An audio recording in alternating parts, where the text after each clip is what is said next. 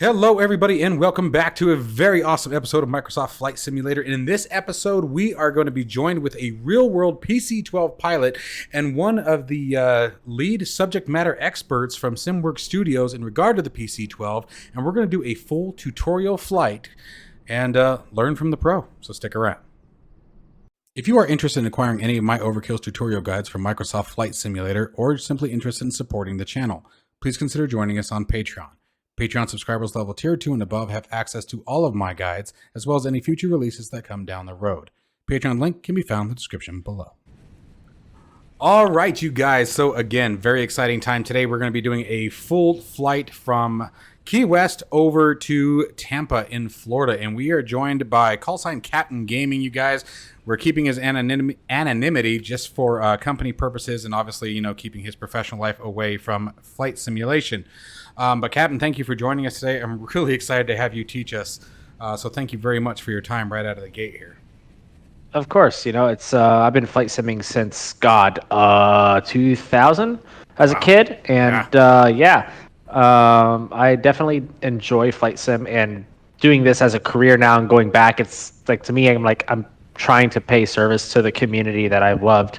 So definitely why I am thrilled to be flying an aircraft that is now in flight sim, and it's just amazing to do. Yeah. I can't imagine it from your perspective, especially an aircraft that you fly on the daily. Guys, for those of you who don't know, he actually actively flies for a company that is represented here in Microsoft Flight Simulator. Not going to say which one, but you know, if you're smart enough, you can put it together. He flies in the Caribbean. I'm very jealous of him. He actually sent me pictures the other day of him landing at St. Bart's and does a much better job than I do. We are not going to try that today. As I said, we're going to Tampa. We're going to keep things light.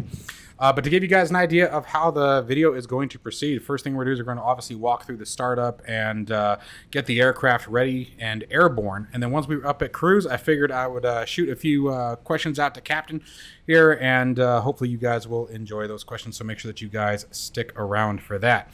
And for example, you guys, one of the things that we'll be discussing is the differences, for example, in roles between the PC-12 and the TBM 850. One of the questions I get a lot is, why would I purchase the PC-12 when we already have the TBM 850? It's just as good, which it is. It's a fantastic aircraft, and hopefully Captain up at Cruise will be able to clear that out for us and give us some insight in the real world as to why would we want one aircraft versus the other. So just as an example of some of the questions we'll be asking, so we are going to jump straight into the pre-flight.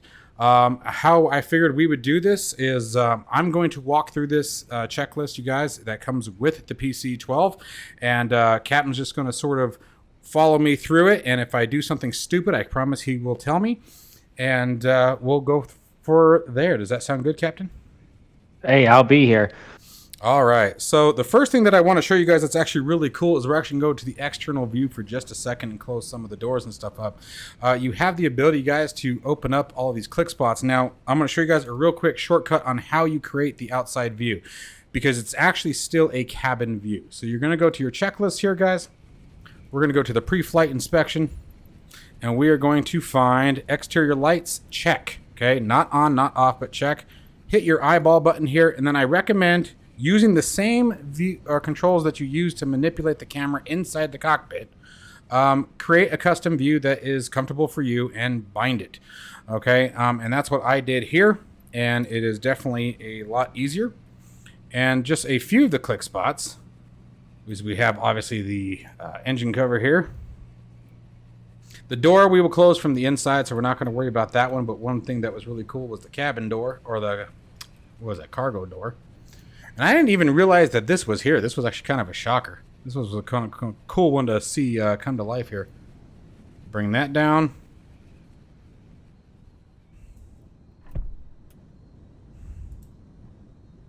And then, Kevin, remind me, what is this one called again? The hellhole. The hellhole. And why is it called the hellhole? Because every time you go into it, it is hot, humid, muggy. Because, like, think about, like, the temperature gets trapped in there. All the hot, humid air gets just trapped in there and sealed. So when you open up inside there, it's just, oh, it's the worst. It's my personal hell. simply because the air conditioning system is there on the left side of the hellhole, the big radiator thing, and it just so happens to perfectly stick out just over the opening of the hellhole. So when you stand up and you're not paying attention, you nick the side of your head on that corner, and it's a sheet metal corner, so it is sharp and you will bleed. And I have many times. God. I've paid it in blood. I'm done. Oh, trust me, I can relate. I was a metal fabricator for years, so I know how sharp those corners get. Hey, while I got you here, what is this? Because I can see that it's clickable. Those are like circuit breakers, right? Yeah, those are circuit breakers. Yeah. It controls some of the other stuff. And if you look, if you look at the cooling, look at the look at the circuit breaker for the cooling. Look how big that amperage is. 125 amps. Holy crap! That is that's a big circuit. And I think the external power one, I don't see it there, but like I've seen them before. They're like 300. Wow, that's a lot of amps. Mm-hmm. All right, so we come down, get out of there. That's kind of cool that you can actually work your way out of it, though. Close that door up.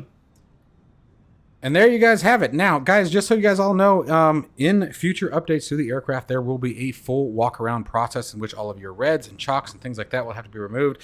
I'm assuming that they'll probably follow in line with most, and you have to check your control surfaces, fuel, and things like that. So stand by for that. It's not yet implemented. All of your reds and chocks will be removed when we remove the control lock or the gust lock.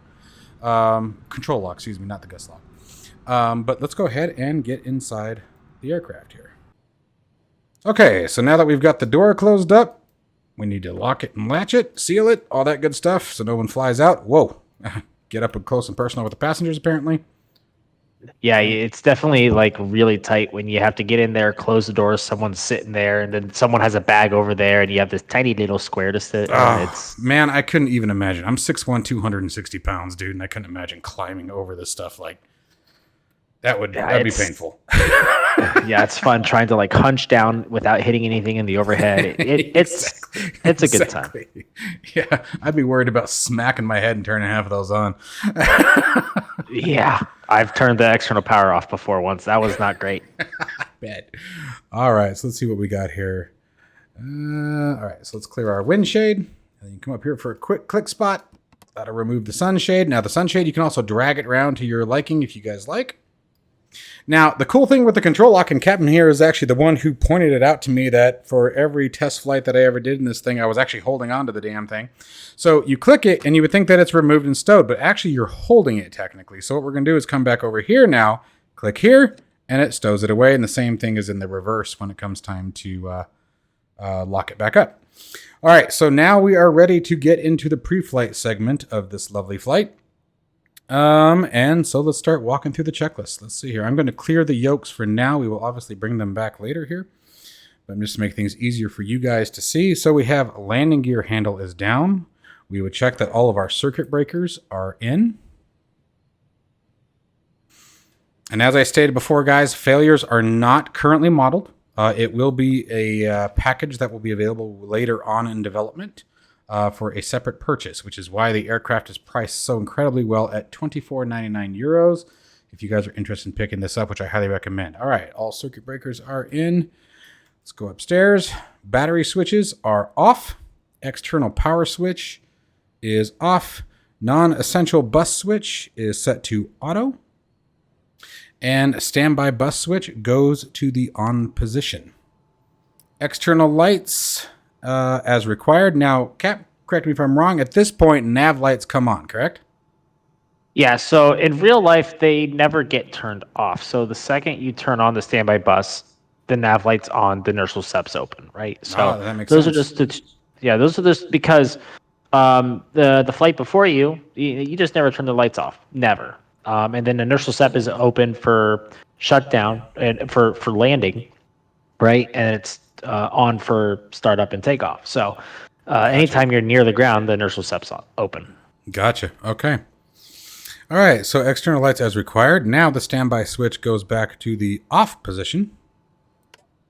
And we want battery switches on, and we're checking for 24 volts. Now, do we do both batteries at the same time? Yeah, you can flip them both on. All right, so there's both batteries looking for above 24 volts. We've got it. Non-essential bus is now going to the override position. And are we just watching the amperage draw on this? No. So you do the non-essential bus override because there's something on that non-essential override that will be for your next ticket item on the list, which should be exterior lights. So let's see here. Override. Yes. Next tick is, and then on, check, and then off. So we would flip all external lights on? Yep. And the light that is on the non-essential bus is the wing light. So at this point, we can come back out here. And there you guys can see the incredible modeling of the lights. I think this is one of the better lightings that I've seen in a while.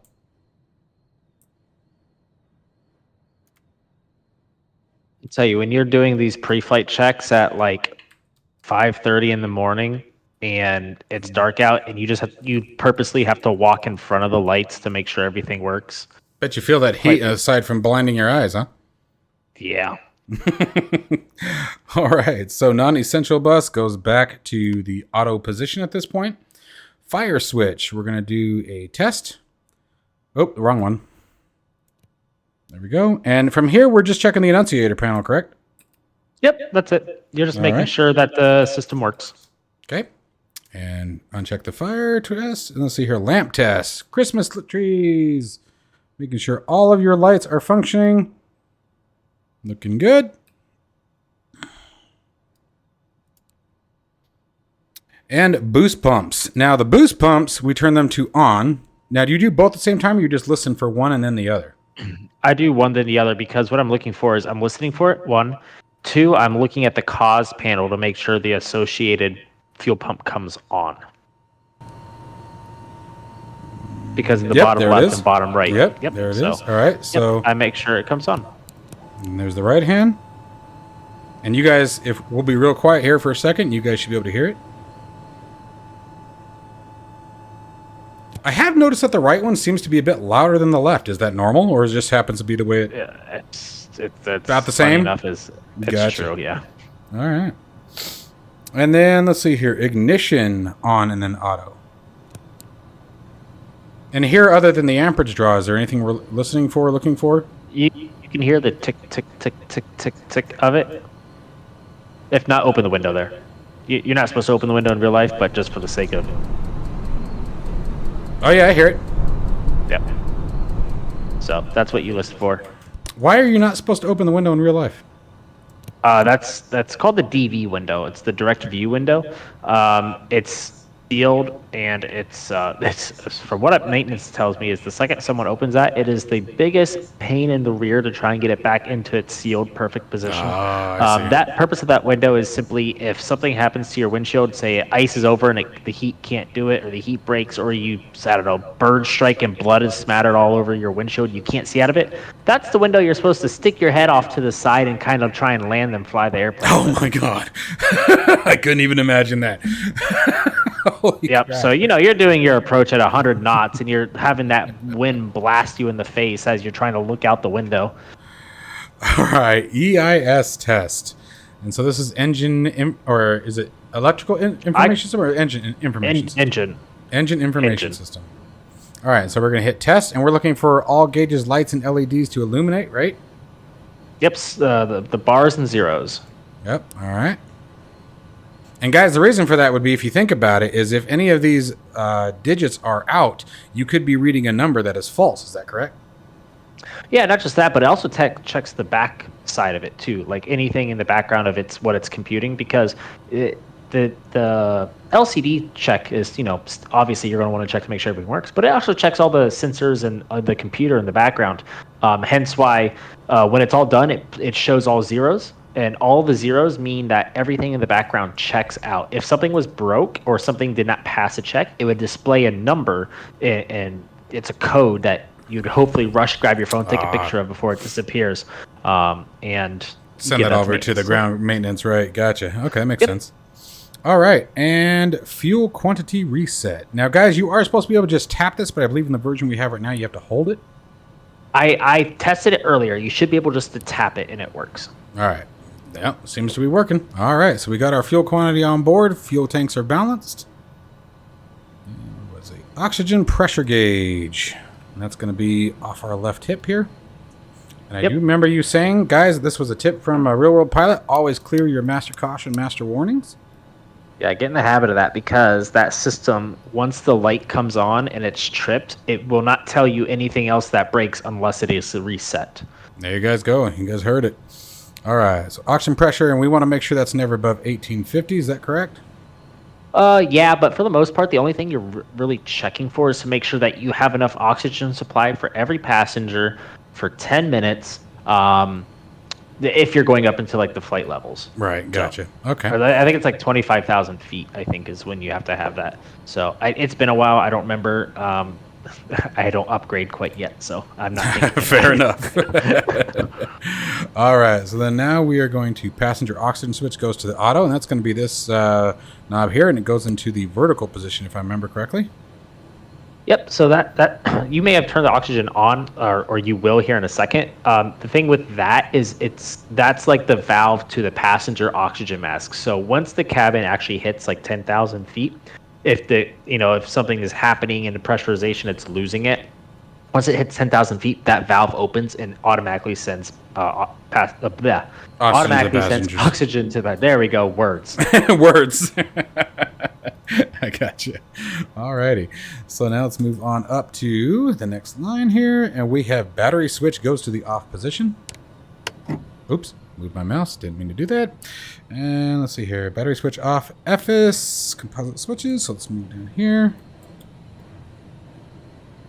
Yeah. There we go. All right, so there we go. FS composite switches go to the norm position. Attitude heading and reference system, right, goes to slaved. So that's 1 and 2. What are these two? Oh, this is to turn them? The clockwise and counterclockwise? Yeah, so if something was wrong with one of your AHRs and it's like completely incorrect, you can switch to DG and then counterclockwise them to the correct position. But just know that like they may stay incorrect that entire time, that it's not slaved to the computer or the magnetometer. Gotcha. But yeah, that's that. And then the EFIS, the composite, that's for the screens. Something that will be coming later, but basically it combines both the PFD and the EHSI together on one screen, and they're both displayed on both screens in case you lost a screen. Oh wow! So that's kind of slick. It's really cool how they came up with that snazzy little idea. It doesn't work right now because we don't have failures, but it will be coming soon. Very cool. Very cool. That's exciting. All right, and then EPS, and that's emergency power system, goes down to the test position. And we should see the green battery light illuminate, correct? Yep, there it is. Takes about 5 seconds. Yep. All right, and then we roll it back to the off position. All right, and let's keep moving over here to the cabin pressure system. And let's see, where was cabin pressure switch should be auto and guarded. It is indeed trim interrupt switch. It's going to be down here. Both the trim and flap interrupt switch should be norm and guarded. Oxygen supply handle can now go to the on position. There we go. Does it really make that noise when you do that? Yes, it does. That's kind of cool. I don't know why that amuses me. It just does. Oxygen mask test. Do we actually have a way to do that in the system yet? No, but to be honest, it sounds exactly like that. Yeah, does it? That's what they're little buttons on the bottom side of the masks, and it's just redoing that sound. And again. you just hear it. That's all it would be. Yeah, that's it. That makes sense. That makes sense. We will get to it, but for right now, like the turning it on and that's suffices. Yeah, I gotcha. All right, so let's see where we're at. We're just about wrapped up with the pre-flight here. Oxygen mask test, cockpit cabin light switches as required. We're in no need of that. Lavatory, we don't have one on this particular version of the aircraft. Although, guys, there are versions of the aircraft in the simulator that do have a lavatory. And as far as I can tell, it's functional. And I'll let you guys let your comments run with that one. Have fun. Okay, and then at this point, we would do an aircraft exterior pre-flight. Okay, we're going to obviously simulate that was completed. All right, and it looks like I actually jumped the gun and removed the control wheel lock a little too early because now we're into the before start process of the aircraft, and the first line item is control wheel lock remove. So shame on me, but it happened. Parking brake. Parking brake is set. Wheel chocks have been removed. Again, that's removed with the control wheel lock, guys, so you don't have to worry about that. Fuel caps are secure. Screws and seats and seat belts are adjusted and secured. Overhead electrical switches all off. Looks like they're all off to me. And standby switch goes to the on position once again, bringing the aircraft back to life. De-icing switches. Inertial separator goes to the open position. Cooling and heating all off. Where was I? Seatbelt and no smoking signs as required. Let's go ahead and flip those on. There we go. And I lost my spot. I hate it when that happens. Circuit breakers are all in. We're not going to go through that again, but you guys know where they are. EPS switch. Let's step on downstairs. Now this is where this gets kind of fun again. So we're going to go to, let's see here. EPS is test and armed again. So yeah, I was going to ask you, why are we doing it again? So we're doing it again because one thing, the batteries feed the EPS. So in theory, if you test it, you're testing to make sure that one, it comes green, because not only is it just testing the battery, it's testing the current coming from the battery into the EPS battery. Gotcha. So it's making sure that that system works. All right. And so we are now test and armed. Now, is the EPS light supposed to be on at this point? Yeah, because you don't have, you only have batteries on. Go ahead, flip it to off. Now arm it. There we go. There you guys go. Okay, probably just too rapid there. That's all right. Anyway, yeah, I just wanted you to explain that to everyone because I thought that was kind of cool. I remember we talked about that last time. But all right, so ECS switch. That is our environmental control switch, which is over here. All right, ECS switch should be in the off position. Friction lock should be checked. And let's move back to the pedestal. And we have the more or manual override is in the aft position. PCL or power control lever, you guys, should be at idle. Condition lever is in cutoff. And flaps, if I'm not mistaken. Oh, we haven't gotten to flaps yet. Don't get ahead of yourself, Mike. Let's go upstairs again. Battery switches now come to the on position. Nav lights, as you guys can see, are on, just as we discussed earlier. External power is required. We're not going to worry about today, and I don't believe in this version of the aircraft it is functional yet. Is that correct as well? One more time. Sorry, you cut out for me. The external power is not functional yet? Yeah, no, it is not functional, no. Yeah, okay. And then fuel quantity and totalizer. So we're going to come back down here and do another fuel reset, right? Yep. You always want to check it. But in theory, what could have happened in real life, we could have been gotten fueled while we're doing our pre-flight and stuff, so then you're going to reset it again to make sure. Makes perfect sense. Correct. Makes perfect sense. All right, cause we want to make sure it's appropriate. So essential bus is showing that it is on, right? Generator 1 is off, Gen 2 is off. That makes sense because the engines are off. Avionics buses are all off. The pusher test is not being completed, and environmental control switch is also off as well. So I would say annunciator panel is as expected. Okay, so now we are moving to the fun part, guys. Here we go. Engine start. All right, so we're going to come upstairs. We're going to do the beacon light to the on position. Prop area is clear. And then before we hit the old starter switch, Captain, if you want to run us through what is to be expected here. How would you do this part? All right. Well, so essentially what I'm doing is obviously clear left, forward, and right. Make sure that there's no one I'm going to chop up into itty bits. And you push the button. I keep my, in real life, you push the button and keep your hand and your thumb over the starter interrupt switch in case little Timmy goes running towards the propeller or something. You know, you never know. Roll a bag or something. The second you hit 13 NG, you move the condition lever from the from flight idle. Ground cut off. Ground cut off. There we go. Up to ground idle. I'm wanting to fly apparently. Yeah. And then once the fuel takes over, once the engine is running on its own without the starter, you can bring your hand down and just keep your hand on the condition lever, just in case someone does go after that point, go running towards it. You can immediately cut it off. Makes sense. Makes sense. Any concerns of watching your gauges while the engine is starting? Yeah. So the PT6 has a limitation of ITT on start. For purposes of this, we don't have it quite in there yet. Hot starts, hung starts, excuse me. Hot start, temperature spikes up, goes near 1,000. That's big no-no. That's immediate shut off. You can be above 800. We count to 20 seconds, and then we shut it off. It can't be up near 1,000 for more than 5 seconds. And then a hung start is when the NG gets up to like 40, and then just kind of hangs there because something in the engine is stuck. So right. We don't have those quite yet. They will be coming. So I definitely advise people to get used to flying the aircraft good, get used to it, memorize it, understand what you're doing, and then we'll give you the failures. And then engine oil and PSI, we're just monitoring for green? Yeah, for the most part.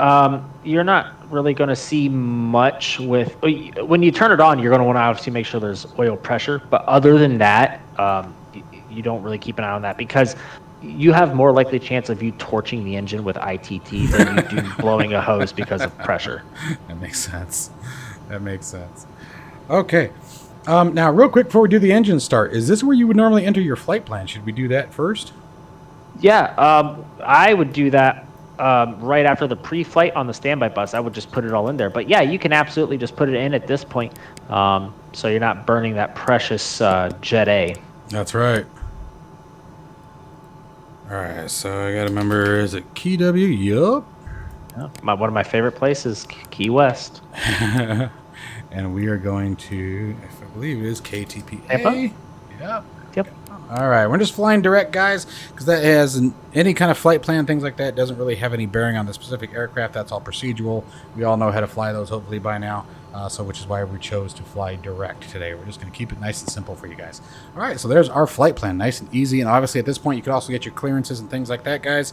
If you're at a location or doing any kind of VAT sim where you need to request engine start, this would be a good time to do so as well. All right, and with just the batteries on, it's just Nav1 and Com1 that are active, correct?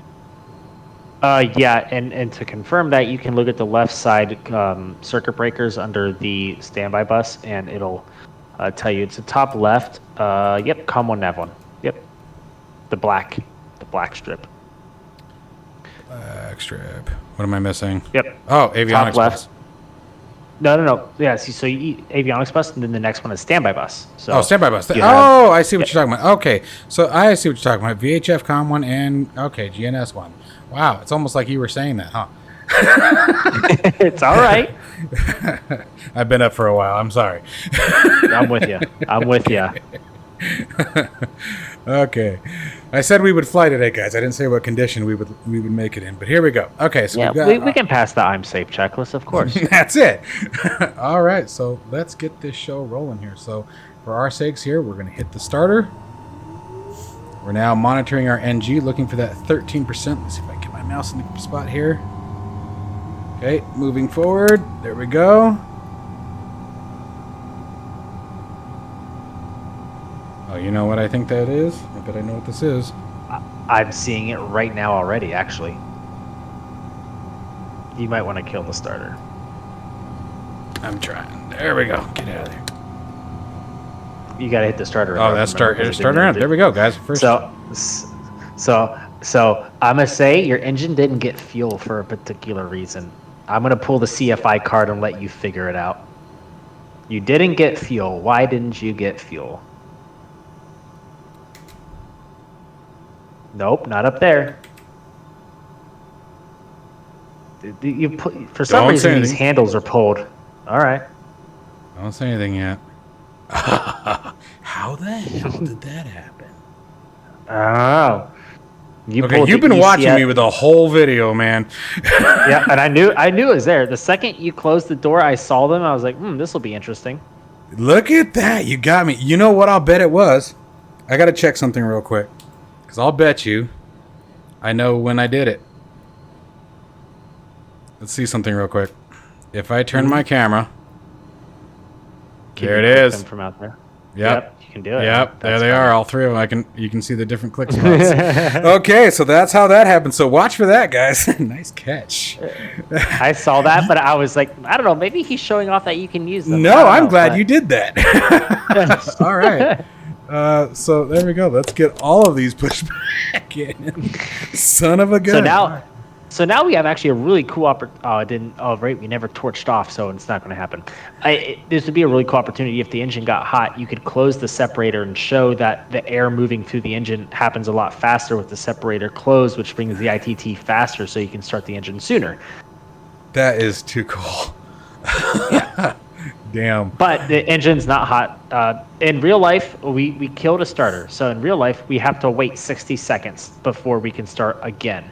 But we've already done that. It's a sim, so we can go ahead and just hit the starter again. Well, and that probably was 60 seconds from goofing around there. Probably. All right, so once again, looking for that 13. Oh, come on, go. Oh, there it is.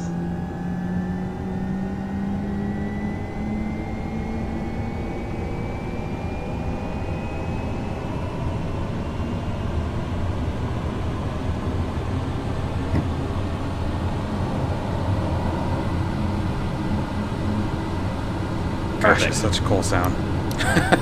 The sounds on this are really neat. Yeah, it took a lot of time. Yeah, I'll bet. I'll bet it did. Okay, so we have a good engine start. So now we're going to go to the after start checklist. Instruments have been checked. Everything's in the green. Everything's looking good. Captain hasn't yelled at me for anything else yet, so we're going to continue on. Okay, so we have generators on. And again, generators, is there any sequence, or can you just flip them on and like I just No, did? absolutely not. You have to start Gen 1. Gen 1, Gen 2 are not the same. Gen 1 is the primary generator. It is also the starter motor, actually. So the Gen 1 is the one that supports the entire aircraft. It is a 300 avionics bus. Oh, yeah, we're getting there. Shush. It's a 300 amp, 28 volt generator, but it can actually be overamped up to 450 amps for 2 minutes.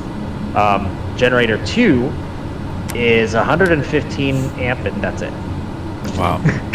So yeah. So if you just flip Gen 2 on first, guess what? The whole plane's going to try and pull all that power from Gen 2, and you're going to fry it. Wow. Unreal. So, good to know. So again, guys, there you go. You heard it. Make sure that you turn Gen 1 on always, because remember, failures are coming. And then we flipped on avionics 1 and 2, and the standby bus goes to the off position. Cooling and heating as required. Please make sure. I've made this mistake so many times. I want to put this out there. Turn the avionics bus on first before turning the standby bus off. Because guess what? If you turn the standby bus off first, your GPS and your comms turn off, and you just lost your flight plan. You just lost your flight plan. That makes sense. There you guys go again. Yeah. Follow the checklist. I wonder how many times that's going to bite me. I'm sitting here thinking about it like, I know me. You know, I've met me before, and I get into a rush, and I start flipping around with things. Yeah. Okay, that's going to be interesting. Well, at least I've been warned. No one can say that I haven't been. Okay. So let's see here. Standby buses in the off position. Cooling and heating as required. Now, cooling and heating, what does that mean for as required in this case? What would you define that? It's just like if it's, if you're like me down in the Caribbean, it's really hot in the airplane, so I'm going to turn the air conditioning on.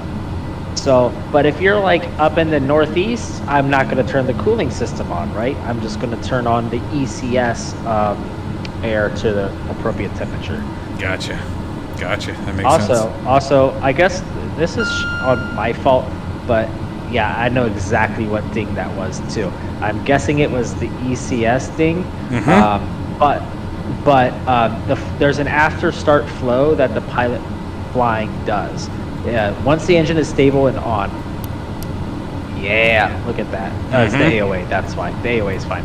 So once the engine is started and you're good. Gen 1, Gen 2, AV1, AV2. standby bus off, ECS to auto, flaps 15. That's the flow for after start, because it takes up to 25 seconds for flaps 15 to actually come in. Yeah. And you want the air circulating, because you're sitting in a pressurized tube that's being hit by the sun. Yeah. Or it's cold, and let me tell you, these planes radiate that cold just as well. Yeah, so, I bet. So it's once you get to the heating and cooling factor, that's entirely dependent on the situation. It's 21 degrees inside the cabin. Honestly, that's comfortable, but you could freeze them out. You can do whatever you want, whatever works for the situation. Gotcha. Fair enough. Okay, so now going to, let's see here where we're at here. So we've got our flaps 15. Heating and cooling. Yep, heating and cooling. So we can actually probably just leave it as is, honestly, because we're in a simulation, correct? Yeah. All right, well, we'll leave it as is. And let's see here. So we have the inverter. Now, I remember you telling me that this one is actually only done, did you say, on the first flight of the day in real life. So you would only actually ever do this once, and then whoever flies it tomorrow would flip it to the other side, correct? Exactly. There you guys go. All right, so for simulation purposes, guys, if you're like me and you just like flipping switches, you can go for it, but you only have to do it once ever throughout the day. Let's see here. So let's see here. Where were we? All right, the pusher test. This is where this gets cool. Okay, let's see if I can remember how we do this. So I am going to, let me see, I'm gonna tell you what I'm gonna do, and then you tell me if I'm full of crap or not. Okay. Okay. All right, so now normally in the real world, you would actually have to hold the pusher test, but obviously, guys, for simulation purposes, all we have to do is press it. I'm going to press the pusher test. I'm going to cycle my throttle forward and aft very quickly, just enough to generate some further torque, which will then engage the pusher test. And the pusher is going to then grab my yoke, and it's going to shove it forward. It's going to shake first and then pull it forward, simulating going nose down to obviously regain our speed. And guys, for those of you who don't know, the pusher test gets you out of a stall is the idea. Is that correct, Captain? It prevents you from getting into a stall. There you go. Prevents the stall. Okay. So it's going to shake it. We're going to see, and you guys are going to hear it. It gets pretty violent. It's going to pull it from me. All right. And then what I'm going to do, if I remember correctly, is I'm then going to pull on my yoke. And then the power control lever will already be back at idle, guys. You don't have to leave it forward, just enough to start it. And then depress the interrupt. Is that correct? Yes, but you got the order wrong. Okay. It's going to push. It's going to push. You got that part right, right? That's 80 foot-pounds of torque on the stabilizer. You're not going to be, I can't even pull that, because you imagine how big that stabilizer is in the back of the plane. And that's 80 foot-pounds pulling on that. So you're not going to fight it. But, so once it pushes, you push the pusher interrupt first, then you pull it back. Okay. All right. And then while the pusher interrupt is depressed, I'm going to go upstairs and turn off the pusher test, relax my yoke, and disengage the interrupt, correct? Yes, you disengage the interrupt after the cause comes back up. Okay. All right, so let's see what happens here, guys. We're going to try this. So there's the pusher depressed, adding some torque. All right, throttle's back to idle. Interrupt, pulling. There's that. Turn off the pusher test, relax, and release the interrupt switch. Awesome. That was fun. It took me forever to figure that out, and I'm glad you were here because I would have messed it up again on that last part. You did great. All right, so the next, guys, in the checklist you would do, it says PNF, which is pilot not flying pusher test. So if you wanted to, you could do it over here. We're not going to worry about doing that. We're just going to leave it as is. To tell people what that is, in case they do want to do it, like, because we will have shared cockpit. Literally the pilot not flying test is just pushing and holding the pusher interrupt button until the cause comes back up. That's it. Once you push it, boom. Okay, you can let go of it. That's just testing that the button works on that side and it triggers the computer. That's all that is. So. Gotcha. All right, cool. There you go. Clear that master caution again, or caution reset. All right, and so now let's see where we're at here. So we did. Now we before taxi, right? Yep, we were at the before taxi. So let's see here. Avionics set. Yes, I cheat. I use the B key. That's fine. And let's see here. Autopilot and trim test. Is that functioning yet? It is not, because Okay. since we're right now using the default Microsoft Flight Sim autopilot system, it's not a thing. It doesn't actually exist in their world. But we are creating our own custom autopilot from scratch, and it will be a part of it, just not right now. We just wanted to get the plane out and usable for you Yeah, guys. that totally makes sense. Trust me, I'm okay with that. Okay, and let's see what we got here. Cabin pressure controller. Did we miss something? I feel like... Oh, I did. Whoa. I missed the ECS. No, I didn't. Never mind. It's in the auto. Oh, that's when you were talking. Okay, that's right. Yeah. You were talking us through the flow. So we did get the ECS. We got the Fast 15. Why do I still have an AOA warning? What is this about? Because so after the engine starts and everything is turned on, it's saying, hey, the AOA de-ice isn't on. It's been like 30 seconds and you're weight on wheels with the engine running. It's kind of like the plane isn't the smartest. It doesn't have computers in it, at least like not like the NG does. So it's just kind of like goes off timers. It goes off of variables, right? You're a computer guy. It's like Python. If the engine's running, if weight on wheels exists, if it's been longer than 30 seconds, display this. Exactly. Yep, I got you. All right, set our avionics. We got our nav source set. Again, we're just gonna be flying direct, keeping things simple today. You did say something on the checklist, but you didn't do it. Oh, let me go back. Cabin pressure controller set. Did you set it? I did not set it. You know, I haven't even picked a good altitude yet. So here, let's get your professional expertise here. We're flying direct to Tampa. How high would you go? All right. Well, go up to your flight plan. What's the distance? Go ahead, hit flight plan for me. Oh, it's 210 nautical miles. 210 miles.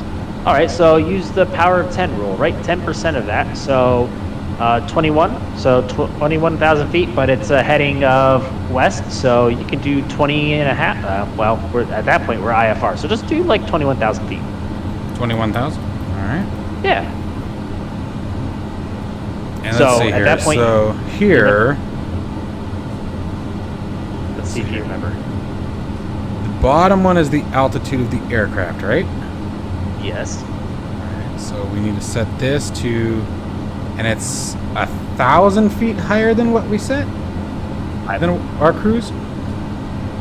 500. 500. Damn it! And see, that's what I thought the first time. Then All I right. second guessed myself. That's all right. Well, I had it, then I second guessed myself. So we would go 21.5, right about there, right?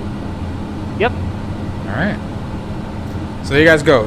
For those of you who didn't catch that, what he was quizzing me on is on your altitude setting here. You take your cruise altitude and add 500 feet. Okay. Yep, and that's on the bottom. Use the bottom number for before takeoff, and then during descent, we'll use the top number. We'll get into that later. All right, sounds good to me. Okay, so let's see here. So I just keep going outside. That's so weird. All right. I don't know. I just work here, man. Right? Glad one of us does. All right. AHARs 1 and 2 are set. It says set. So other than I set our nav source. This is a AHARS 1 and 2. I know the checklist says set. In real life, instead of saying set, we say checked, no flags. So makes sense. which this stuff will be coming. The proper screens and emblems and stuff. If you push the AHARS button there on the right, up in between the altimeter and vertical speed, it'll switch to AHARS 2. Right. In real life, it would shift, match the guy on the right, and there would be boxes around stuff saying, hey, you're on the same AHARS, and then we're just making sure there's no like flags on like the compass and stuff like that. But for right now, for the sake of the video, checked, set, no flags. Got it. Check, set, no flags. There we go. And then let's see here. Where were we? Fuel quantity and totalizer. Yeah, we definitely want to make sure that's checked and reset because we've been sitting here running. Well, that too, but in real life, the calculator is just a number based off engine, and during start, that number is ever changing, and it's not the true burn. So when you reset it, it reweighs the fuel in the tanks. In theory, you gain back a couple numbers, but it's a sim. That's not how it works. So it's close enough. And the last step here is cause appropriate, and you said that this warning is because we have weight on wheels at the moment with the rest of the conditions. Yeah, it's fine, and we've been sitting here for a while, so yes. Okay. Yeah, that's perfectly normal. All right, so going to the taxi checklist. Woo woo. Okay, so we have flight controls are incorrect. Now, this was one that I found very interesting, and I think that they will too. Why, when I turn the rudders, is my yoke moving? Because the Pilatus PC-12 has a very cool little thing in it called a rudder aileron interconnect. There is, from what a mechanic told me, whether he was pulling my leg or not, I still have yet to find out. He says it's basically like a bungee cord that connects the controls together. Don't know if that's true or not. Probably doubt it, but I'm sure he was pulling my leg. So it's meant to help with adverse yaw. So when you're taxiing in real life, yes, I have had my knees smacked so many times, and once I had my face smacked because I wasn't paying attention. I was down changing the CPCS, put my head around the yoke, and all of a sudden he had to turn to the right, and that big thing smacked me in the face. No pun intended. So it was a learning lesson. 1, 2, it's really cool because it kind of changes. The faster you go, like down the runway, the less and less it actually becomes effective. And when you're in the air, it's very minimal and you can't tell, but it actually does help when you're turning. It will move the rudder slightly for you. You won't be able to really see it or feel it because it's doing its job. Very cool. All right, there you guys go. I thought that was really neat. At first, when I first asked him about it, you guys, I was wondering if this was like a bug or something wrong with the animation, and I figured you guys would be curious about that too, because I think it's the first aircraft I've seen in the simulator that does that. Yeah, so one of the hard parts about this is, it's a lot of firsts for this sim, like this interconnect, and it's programmed in there. One of the downsides is, guess what? You can move your yoke and steer the aircraft on the ground too, because the sim can't distinguish between the two. It's like, oh, it exists. You can't say, oh, it only exists in certain circumstances, because the sim just doesn't. It doesn't work like that. Well, there you guys go. This one. A Microsoft Flight Simulator cheat. You guys can use your yoke to steer. Yep. Exactly. Okay, and let's see where we're at here. Oh, hey, here's a good one that I don't know that we were actually able to make work last time. So let's see if it does this time. Flight Director Go Around. Oh, it don't work. That's a working title thing. We're trying. Okay, we're working on that. It's the weirdest thing. We're trying to find a workaround for it. So we'll get to it eventually. All right. Promise. Not a big deal. And then maybe when we get up to cruise, we can talk about what that is. And let's see here. Altitude pre-select. Here's the fun one. So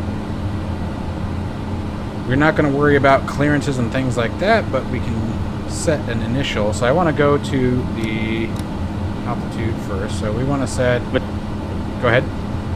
Nope. Go ahead. You're doing it right. Okay. Go ahead. All right. So let's set, I don't know, 9,000 to start, just so that way we have something to play with on the way up. Sure. And then we just go to arm, correct? Yes. Yeah. Arm. Okay. And that's all required for that particular step. Altitude pre-select, set and armed. Yeah, see, for something I do personally at work, because I don't want to fiddle with it when I'm trying to fly, is I'll set my vertical speed that I will want when I'm in the air. So I'll set the 1200 that I normally do, and then I'll just push it back in, and it saves it, right? You don't hit vertical speed engage, you just push it back in, and it'll stay there, right? So that when you get in the air, all you do is you pull it out, push engage, push it back in, done. Gotcha. There you guys go. That's a good tip. That's actually a really good tip, actually. Okay. All right. So taxi altitude pre-select, heading bug set and armed. That's going to be the runway heading. Now you can center it with the runway once we're aligned, can't you? Yeah, absolutely. That's just one of the cheat ways we do it. We always set it just so it's close to what it's doing, because what we do is we check. The reason why we do it this way first is we set runway heading according to what the chart or whatever is close to the chart says, because when we line up, we want to make sure our compasses are pointing right? We want to make sure our HSIs are working how they're supposed to and pointing in the right direction. So when we line up with the runway, we call out, like if it's runway, I don't know, 334, like in White Plains, it's 343. I remember that because Halo, because I'm a nerd. But like, when you line up with runway 34, you're heading should come to roughly 343, checks for runway 34, copy that, set power, and then blah. But we do that to check our heading indicator. Right, gotcha. Okay, well then, so let's see here. We have a runway heading today of 273 degrees. Let's see here. Winds are 360 at 11 knots, gusting at 19 knots. Visibility clear. Temperature 21 dew point. Altimeter 3011. Let's see if that even matches today. Oh, it does. Wow, that's once in a row. Okay. So, all right. Yeah, right. All right. So 273 is. Where am I? There we go. We can actually probably engage heading mode, huh? Yeah, you can.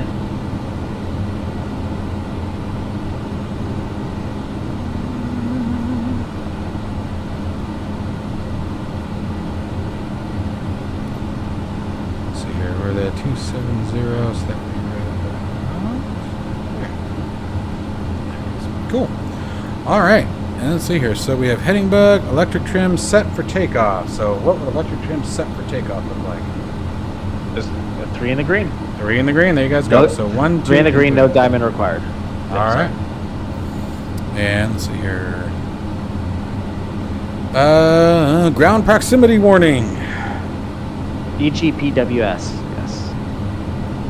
That test button right there, yep. I know it says in-op right now, but if you go ahead and push it, I'm sure it'll still work. EGPWS, system OK. All right. And then what about the terrain inhibit? Nothing. There's nothing to do about it. Okay.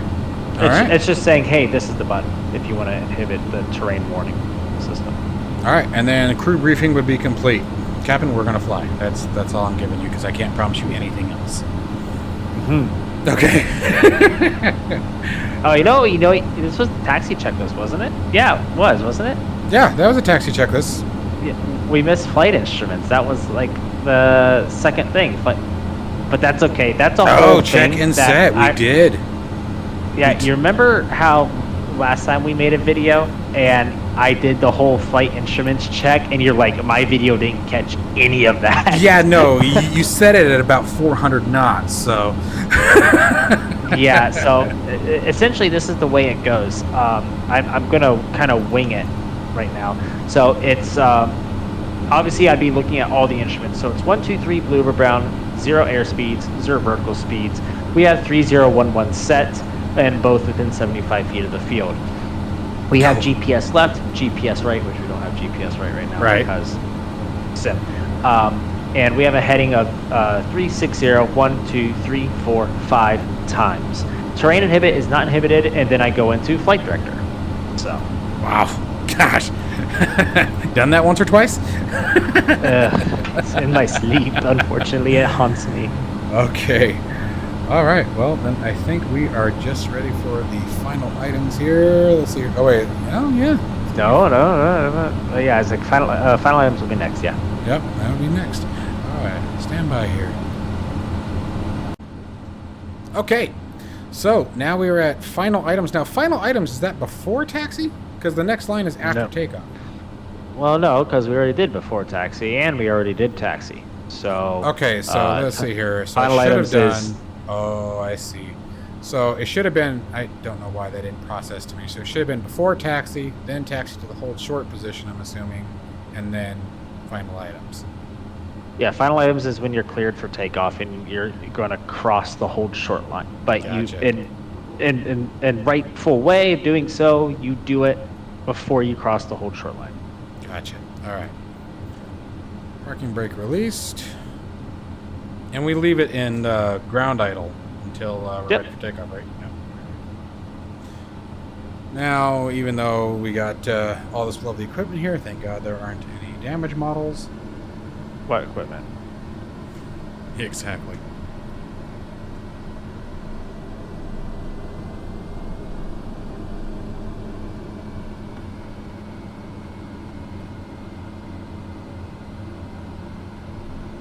I wish there was a way to just clear that stuff out.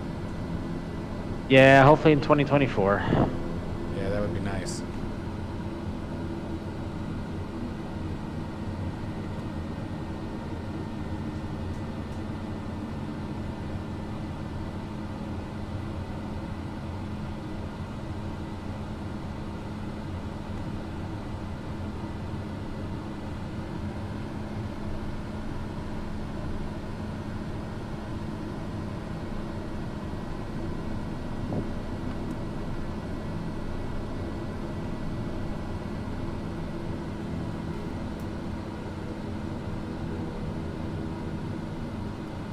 hate that you can't manipulate the camera and the controls at the same time. It's really obnoxious. Yeah, that's one of the weird things about the camera system in Flight Sim, isn't it? Dude, it drives me You know how many times crazy. I've took an airliner off the side of a taxiway because of it? Oh, yeah. It's so annoying because, like, so when I'm doing GA, I usually like to use Track IR or something that's not like a tutorial video. But when it's a tutorial video, I like to keep the screen as static as possible. That way everyone can clearly see what's happening. You know, with head shaking and things like that, sometimes things can get pretty lost. So, Oh, definitely. yeah, it is always. What I normally do, like when I'm flying around, like if I'm in the air on autopilot and stuff, I usually just click my scroll wheel so I can just freely move my head about if I'm not going to click anything. Yeah.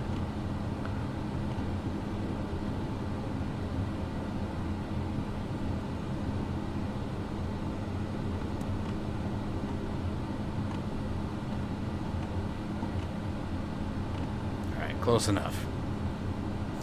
All right, so holding those brakes here. Now we're at final items. So, oh, you know what? I didn't ever turn the taxi light on. Fail. All right, so for takeoff, is taxi light left on? Yeah. All right, so taxi light's on, landing light's on. Strobe light now comes on. When does recog light? When is that used? Now. Now? Okay. Yeah. All right, so recog lights. Lights are set as required. Flaps 15, right? We only use flaps 30 on really short takeoffs. Yep. Okay, so flaps 15, ice protection as required. Condition lever needs to go to the flight idle position now. There he goes.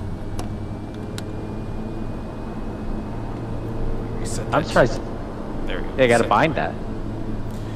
Yeah, I actually had it bound with the previous update, but I think the L-bar might have changed because that was the only way that Yes, it it did. Yeah, It did that's- change. That's why. Oops, brakes. So I noticed you said it, but you didn't do something. Look at your overhead from here quick. What side of the panel is not lit up? Hang on a second. You're good. Yeah, set the parking brake. Yeah. There we go. You said it, but you didn't do it. You Probes? said as required. Yeah, you need your probes and Yep. windshield heat on, right? Yep. All right. And where's my de-ice? Oh, no. Right next to it. Next to inertial set and probes. Oh, left windshield, right. windshield. Oh, heavy or light. I see what that is. All right, so there and there. Yep. Light. Gotcha. Yep. Windshield heat always comes on. Okay. All right. So that's the part that I actually didn't know. Okay. Cool. You said ice protection as required. Yep. As required. Yeah. Right. Okay, but I thought that was like only if you were actually in icing conditions, so I wasn't sure. No, that would be like your prop heat. And Gotcha. Fair enough. Yep. Okay. All right. So condition Now we're number good. cause appropriate, and I'm assuming because the aircraft was rolling is why the AOA de-ice turned off. no, because you turned on the probes. Gotcha.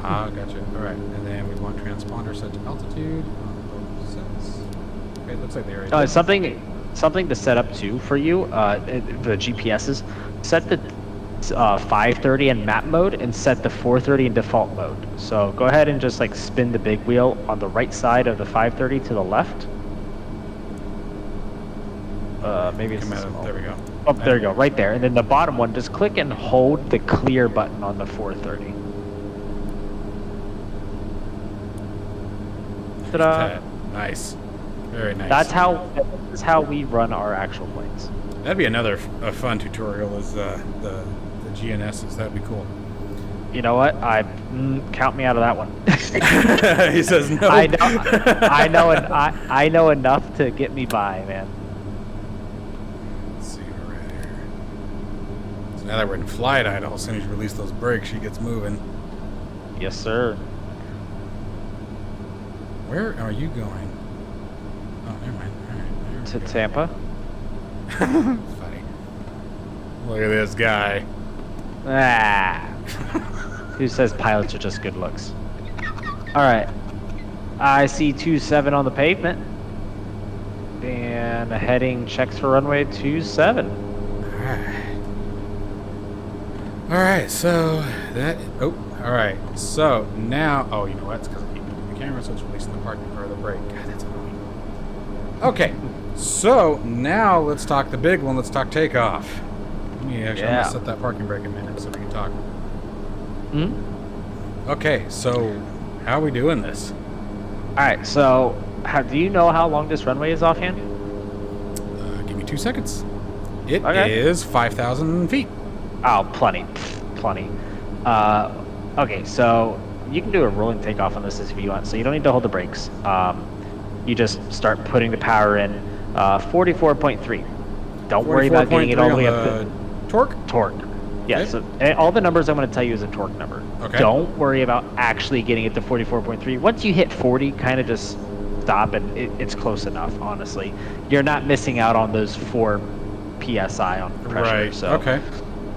And then you're going to start rolling, gentle with the rudders, right? She's going to kind of squirrel a little bit, but you'll be all right. 80 knots. 80 knots, you got to pull back. Not aggressively, but just continuously pull back until that nose comes up, all right? All right. Because if we're too fast, then the sim switches from ground handling to flight handling, and then the flight engine takes over, and then that's when funky things start happening on the ground, and people think it's a flight model issue. Oh, even I didn't know it did that. I'll be damned. Yeah, I thought so it was just one big environment. Nope. Flight sim is broken into 2 modes, flight mode and ground mode. There you guys go. That's really good information. All right. So let's begin. And then, so I'm just assuming safe altitude, or once we have positive rate, gear comes up. Yep, so positive rate, gear up, yaw damp on, landing taxi light off. So don't worry about the lights though, honestly, because they honestly come off when they put the gear up. So Okay. but just make sure you get that yaw damp on though. So just look at where that's at and be like, got it. Okay. And climb rate on takeoff. Any angling I should worry about? Just you can just do like a 7 degrees. 7 degrees? Okay. Since we don't have a toga to get us off. Then 400 feet. So 400 feet above the ground. So basically we're at sea level. So at 400 feet, flap 0, as long as you're above 100 knots. All right. And then we can start making our turn to wherever we want to go. All right. Here we go, guys. Get everything squared away. Adding power in.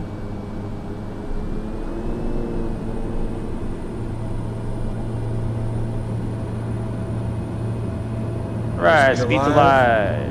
50 knots cross-checked. Whoa! There's what? 80. Yep. See, What was there that? it is. Pull. I'm pulling. There you go. Holy cow! Yeah. Okay. That ground mode happens. That air mode happens real quickly. Gear up and yaw damper on. Don't worry, it happens. It's That's gonna be some what- practice, isn't it? it's 400 feet. It's flaps also up. something we can refine as well. So we're just going to try and work and find a way. It's a really fine line between having realistic flight model or having improved takeoff being smoother. Right. So Oh, what am I getting yelled at for? I don't know. It went away, whatever it was. Interesting. All right. So 1,000 feet, inertial separator comes closed, and then you set your climb power. That one? Top right. Yep, there you go. And then 36.9 is your climb. 36.9. Yep. So now you can start spinning your heading bug if you use an exterior selector. I don't. Okay. Stand So by. let's just At get least the not on just not get- on our current set. Let me put it that way. We do have. Yeah, that's fine. Just go ahead and get the power set, and then we can deal with everything else. All right, is that close enough? Oh yeah, that's fine. That's perfect. And so what we're gonna do here is we'll go ahead and look down and just center your heading bug real quick, and then a little bit of a right turn. What you can do at this point, honestly, is just hit heading mode up in your GPS, and then pull the vertical speed out and engage vertical speed. There you go. And then now you can just engage the autopilot. It's going to be really aggressive because it's going to try and make up for the flight director. Right. And then go ahead and go to your 430 and 530 and just do direct refresh. So direct enter. the top button. Yep. Yep. Enter.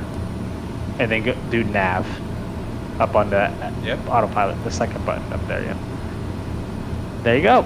Beautiful. Whew. Yeah. Okay. So, what happened on the takeoff? Is you said it switched over to flight mode? Yeah. So. That happened very fast. You were not lying. Yeah, it does happen. You go ahead and push in your vertical speed knob there. Actually, you can set it to 1,500 feet. We can expedite that climb. It's just ocean. We're not going to hurt anything. Yeah, it does swap very quickly. One of the important parts is just understanding that at 80 knots, you need to be off the ground. And what you do is you can kind of anticipate by slowly pulling on it a little bit early, and the nose might start to teeter, and then you know where you have it, right? Right. So, like I said, we're playing a very fine line between is it usable for takeoff and if the flight model is completely as realistic as possible. And you can't have it both ways. Right. You said 21, right? That's what we wanted to go to? Yep, 21, yep. Okay. Okay, so real quick, even though we did most of it, but let's verify, and I'm assuming after takeoff, you're double checking that things are done, not actually executing. Yep. All right. Exactly. So let's see what we've got. We've got landing gear up, yaw damper is on, landing light, taxi lights, off here. Let's see here. Flaps are at 0. Where was I? Ice protection as required. It is on. Climb power has been set. Pressurization. The aircraft is pressurizing. You can see the pressure climbing. And engine instruments all checked. 1, 2, 3, 4, 5. Green. You can actually add a little bit of torque in there too. Add a little bit of torque in there. All right. Bring it in. Yeah. So we ITT out at 750. All right. So once we start getting close to 750, you start bringing that power back a little bit. Fair enough. And now the ITT is going to climb as we climb, right? Correct. Yeah, that's what I thought. Air gets less dense as the air goes in, which means it gets hotter in the chamber. Right. Physics, smart stuff that I don't know. Alright, so there we go. Alright. So now, I think... So go ahead and center your heading bug there. That's common practice because Yep. in case something happens, you want to mash that heading button and know that keep you're going going the way on you're going. course. Sure. Yep. And we're all set. Look at that. I think we. It's a lot for a single pilot to do, right? That is a lot for a single pilot to do. And I appreciate you not warning me about that little takeoff incident and scaring the crap out of me. Thanks. Yeah, of course. So let's see what we got. In time, you will realize that the number two thing that I've noticed when I'm helping people with that, I'll be like, let me see your control axis sensitivity, and they'll show me, and they have a curve in there. I'm like, yeah, no, you can't have a curve. It has to be a straight line. Yeah, from I bottom never use curves. left to top right. Yeah, I didn't even know they were a thing until. you know, funny enough, we were talking about DCS the other day. The only one that I ever used curves in was starting, and even then it was like 25. For me, it's 25. And that was only with like the helicopters before I got the extension. If you get an extension on your joystick for helicopters, you don't even need one much there anymore either. The biggest thing now with DCS is just dead zones. God, I suck at flying the Apache to save my life. I cannot do anything with that, but that's for another video. That is for another video, but it'll be a fun one. Yeah, well, I have my Xbox controller, and this laptop can run DCS, so I can be a CPG. Oh, dude, let's do this. Anyway, okay, let's not get too distracted here, because I'll go off on a tangent. Okay. All right, so we are up at cruise, so let's start talking about them. Well, all right, so but we're on our way up. We're past 10,000 feet, so 10,000 feet, inertial stuff, recog lights come off, and at this point, if you had the air conditioning on, it's probably a good idea to switch it to recirc, so it's recirculating the air that's in there, and it will cool it down based on the air that's coming out of the ECS. So it's just so you don't burn up that compressor in the back and you're just running it 100%. It's just not good for it. Right. That makes sense. All right, so recog lights are off, landing lights are off, taxi lights are off, all lights. Is it normal for the autopilot trim light to just keep in it? Is that just it activating? No, yeah, that's it telling you, hey, autopilot's moving. Hey, autopilot's moving. And if you look down at your trim indicator, you'll see a light come on for you. Oh, yeah. When it's moving. Yeah, so it's moving the stab trim constantly. Oh, that makes sense. Cool. All right, so what's our temp? All right, so we're at like 7:15. Is this a point where you would probably start pulling off a little bit? Oh, you still got 40 degrees, less than 40. You got about 35 degrees to go. You're fine. He's like, we ride it to the edge. You have 350 degrees to go, buddy. All right. You gotta remember, that number's times 100. Oh, that's true. That's true. That's true. All right, so let's see here. Okay, so now that we are basically approaching cruise, we'll talk about our cruise power settings here in just a minute, but I figured we can start chatting about a few things. Guys, we were off recording here for just a second, and Captain has a really good tip for all of us to manage the takeoff. And Cap, if you want to, I have an idea. There we go. Idea. That's good. So a lot of people expect when they instantly pull back on their yoke, whether you have a yoke, a stick, or something, they instantly think the second they pull it back that tail is going to come up, or the tail will dip down enough to bring the nose up, and that's just not the case, right? It does take a little bit of movement in this yoke to actually get the nose to come up. So what I'm thinking is when you're doing a takeoff, bring your yoke, stick, whatever, about halfway back. And then as you get closer to that 80 knots, just start pulling the yoke back a little more until your nose comes up. It should do so very smoothly. The fact that we're having people constantly have that yawing issue, we got to go back and look at that. But I think for now that's my tip, is just have the controls halfway out, and then we'll go from there.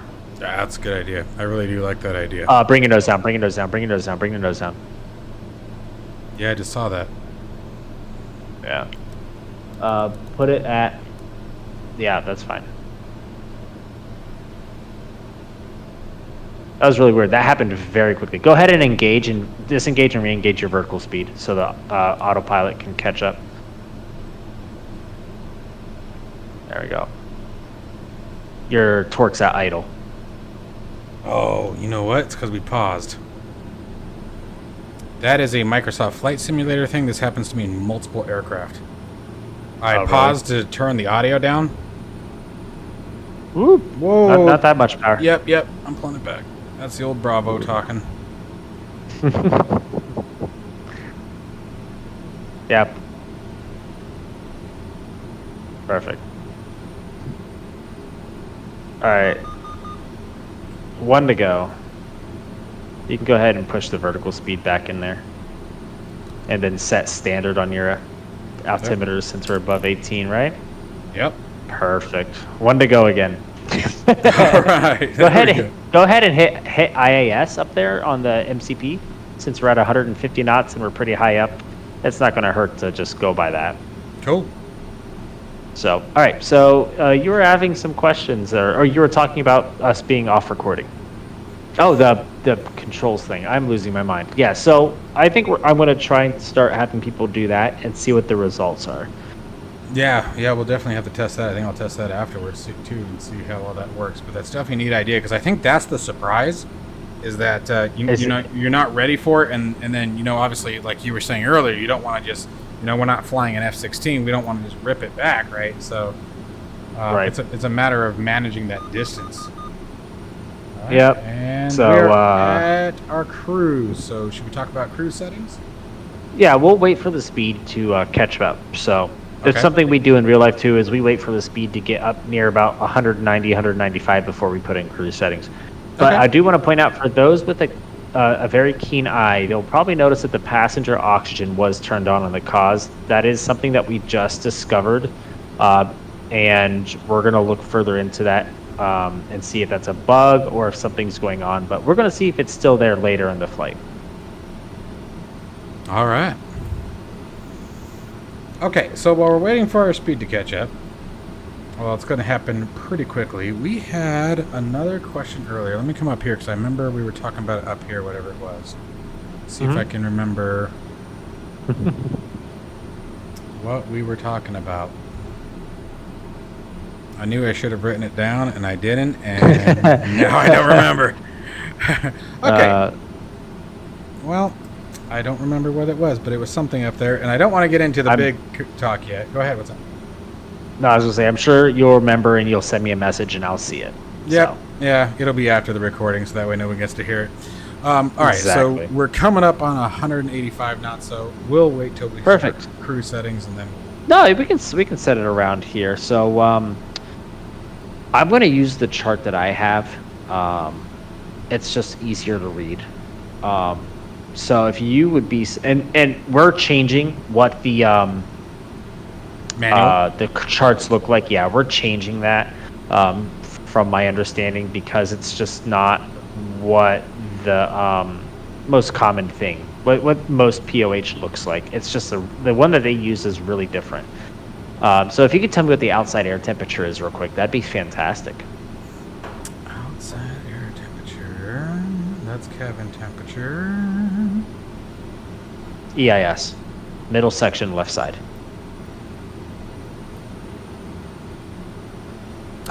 Negative 16. Holy shit, it's cold up here. Oh, sorry. Language. You're fine.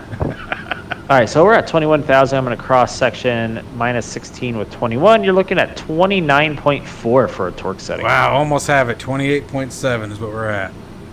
Pretty close. Let's see if I can... It's 29. 2. I think we'll leave it there. 29.2 is what we'll go with.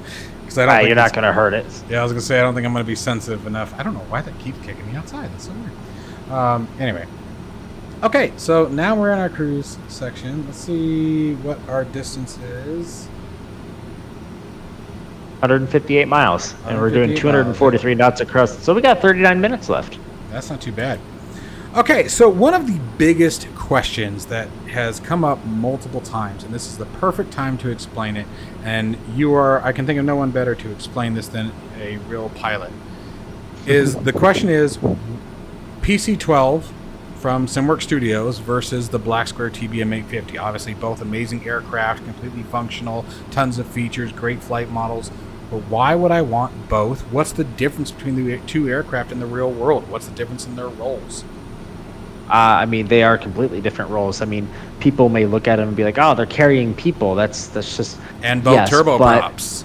Yeah, they are both turboprops. Correct. The TBM or even just the M500, they are personal GA aircraft. They are meant to carry, I think it's like 1 to 5 people. I think it carries 5. That sounds right for the TBM. And maybe a couple bags and fuel, right? So it's meant for like the business guy who's hopping around the country doing business trips or flying to vacation or his third house, whatever. That's what it is. It's a sports car for a rich guy that has a pilot's license. The PC-12 is classified as a utility aircraft. It is multiple roles, multiple things, and it can do multiple things as well. I mean, we have a commuter version, we have an executive version, there is a cargo version, there is a medic air ambulance version. I mean, there's a military version called the Spectre in case you want to look up a badass aircraft. This aircraft is designed to just do anything and go anywhere. Why would you choose one or the other? That's a good question. I've never flown the Black Star TBM because it came out after I came down here to the Caribbean, so I don't have any of my gear. As well as I just don't know it. I hear really great things. I hear people love flying it, and it looks good. From all the videos that I see, it looks great too. It is. But it's a different type of flying. You're just hopping from airport to airport as like a little. Instead of him buying a business jet, he bought a TBM. And the PC-12 is more of like a commercialized 135 small time charter thing. As well as, rich people do buy it. Trust me. Trust me, my company manages those people's planes. That's one of our things. I'm not going to sway you one side or the other. If you really want something that can go the distance and the speed, the altitude, as well as in and out dirt strips, short strips, long strips, PC-12 is your guy. I mean, it really is. I don't know the service ceiling of a TBM. I don't know its range. Feet. What was it? 31,000 feet is the service ceiling. Wow, really? 1,000 feet higher than the Pilatus. That's interesting. But that's a good question, and it's not something that I've really ever thought of because people just compare the two, and they're not really a comparison because, as I've been saying, you're comparing a Mini Cooper to a Suburban. Yeah, well, and I think that was the bigger thing that I wanted to say. I don't think it's a matter of swaying. It just, the questions that get asked is, what is the difference between the two, And, when with flight simulation being so much about immersion for all of us, I mean, that's why we choose simulators versus games. And people who don't understand there's a big difference between the two. With a simulator, you're looking for the immersion. So, if you set yourself in the mental state, and like you were saying, of what are you doing with the aircraft? Are you simulating like a example of medical transport? That's actually kind of a fun one. Especially if you add like career add-ons like NeoFly and things like that. Obviously, the Pilatus here is going to have a much different role in your simulation experience than that of the TBM. I think you hit it right on the head, and I learned a ton there. I was curious myself as to what the specifics were on it, other than because I thought the same thing. Like I'm guilty of that, The Pilatus is obviously a lot bigger. You can see that just by looking down the hallway here. But as far as from a simulation standpoint, I sort of thought the same thing. They're both turboprops. They both have similar behaviors as far as from a simulation standpoint, but I love all the different aircraft. I'm constantly grabbing. I have the TBM 850. I have the M500. I have now, the Pilatus here. So, and I like each one for different reasons. They all feel different. So, but it was a question that came up very often of what is the functional difference between the two aircraft in the real world. And I think you nailed it right on the head. So that was really good. I try. Yeah. So something to help us out here real quick. Go ahead and go to the GPSs for me real quick. Little knob to the left for me, I think it is. On the right side, the GPS side of the 530. I gotta be more specific. Okay, 2 to the right then. Oh, nope. Yep. Nope. Hold on. The little knob. Yep. Nope. Damn it. Nope. Yeah, no, there it is. Mouse. One more. Where is the screen I'm looking for? Okay, go back to the... No, back. Oh, no, go back to the first one. I lied. Go to the first one. Yeah, okay. Arc? Hit menu. Configure, change fields, big knob down. Yep, enter. Okay, little knob to the right. All right, big knob all the way down to the bottom. You're gonna look for VSR. Yeah, there it is. Vertical speed required. Enter.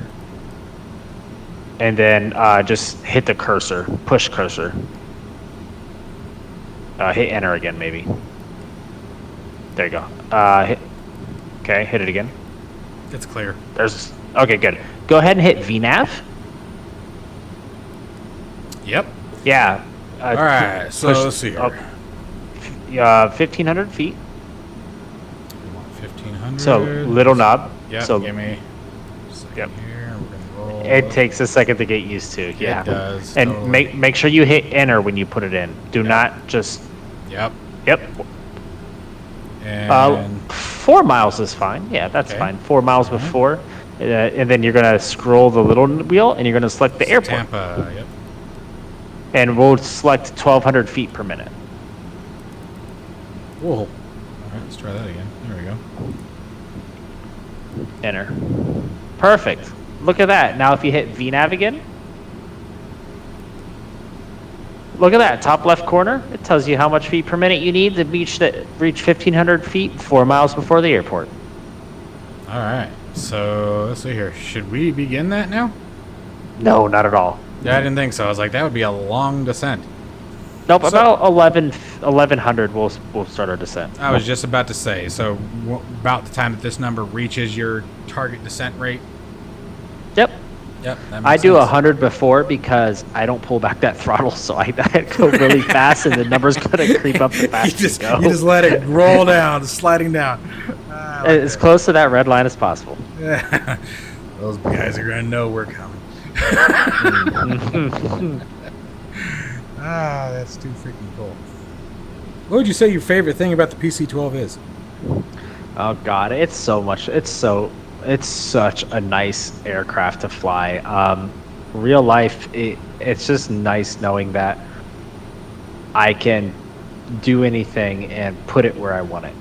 If you understand how to use this tool, it is a freaking surgical knife. It'll do what you want it and more. Like in real life, I have stopped this plane in under 700 feet.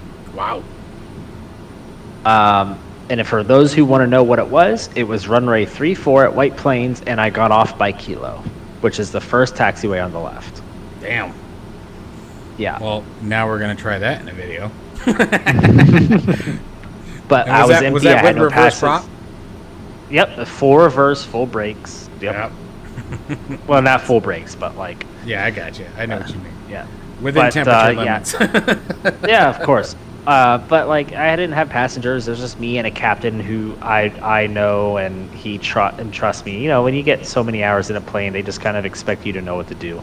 Right. It's a fantastic aircraft. It really is, and it treats you so nice.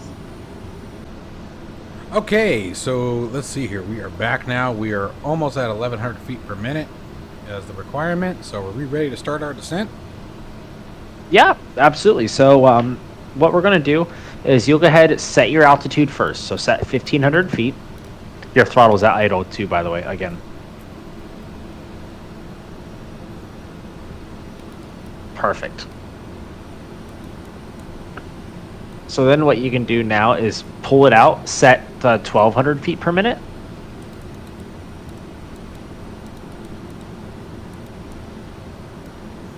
And then hit the engage button up. Yep.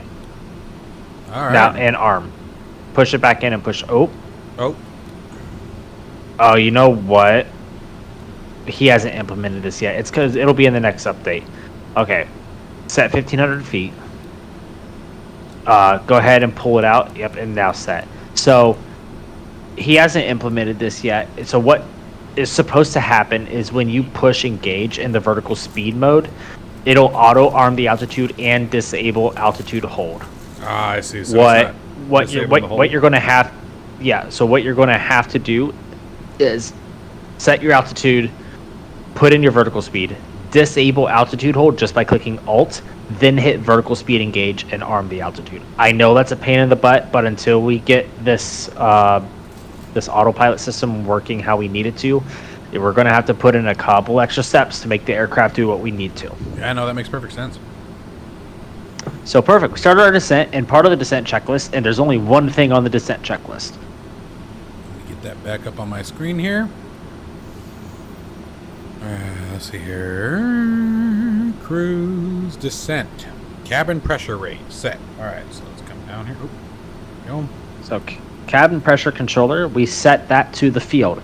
So in real life, because this system is very finicky and it'll fucking blow your eardrums out. I'm so sorry for the language again. I'm getting tired. If people who don't know, this is being recorded on release day, and I've been dealing with tickets all day, so I apologize. You're totally so fine. that little arrow down there in the bottom left corner of the cabin controller, that sets or limits, I guess, the cabin climb rate. So it sets the vertical speed of the cabin. So right. Straight up and down, which is how it usually is about 500 feet per minute, which is normal, right? I saw some people today doing like 4,000 feet a minute climbs. They had it set to 500 feet a minute. Guess what? The pressure shot through the roof because the cabin pressure controller can't keep up. So in real life, we set this to 0, so all the way to the left, and then we wind down the cabin controller slowly because the cabin instantly starts dropping. So what you're going to do is that top, the big numbers, that's where you set the field elevation plus 500. So we're going to Tampa. It's probably pretty much sea level. So what we're going to do is we're going to set sea level plus 500. You said to slowly wind it down. Yeah, you can just, yeah, Rip it? you're Okay. not going to hurt. Yeah, you're not going to hurt anything. So that little tick mark between sea level and 1, yep. And then go ahead and turn that little arrow back up to 500. Straight up and down. Yep, perfect. Look at that. All right. Now our cabin is descending with us. Perfect. So we're out of 18,000 feet, so we can set the altimeter of whatever Tampa the altimeter is. Yeah, there you go. Words. is. Words. There it goes again. All right. Altimeter 3021. Oh, 20 is what it shows. Okay. That's fair enough. Because we're up at altitude and Yep. it's going to set whatever the plane position is. You can set whatever the field is. That's fine, honestly. So, all right. We're in our descent. We're out of 18,000 feet. That's set. The next thing we're going to be doing is we're going to be at 10,000 feet. We're going to do our recogs and inertial set. Okay. Why? Because past that point, we're going to start getting very busy. We're looking out for aircraft. We're talking to ATC. We're getting ourselves situated with our position, and we're trying to get ourselves prepared for landing. So the last thing we want to worry about is configuration besides flaps and gear. Makes sense. Yeah. So right now we're just kind of cruising down. We're doing about 1,200 feet a minute. So if you look at your GPS, it says about 1,200 feet. It's starting to go past that. It's because we're going 210 knots, which is fine. We're actually going pretty slow for my standard, but but we're doing okay.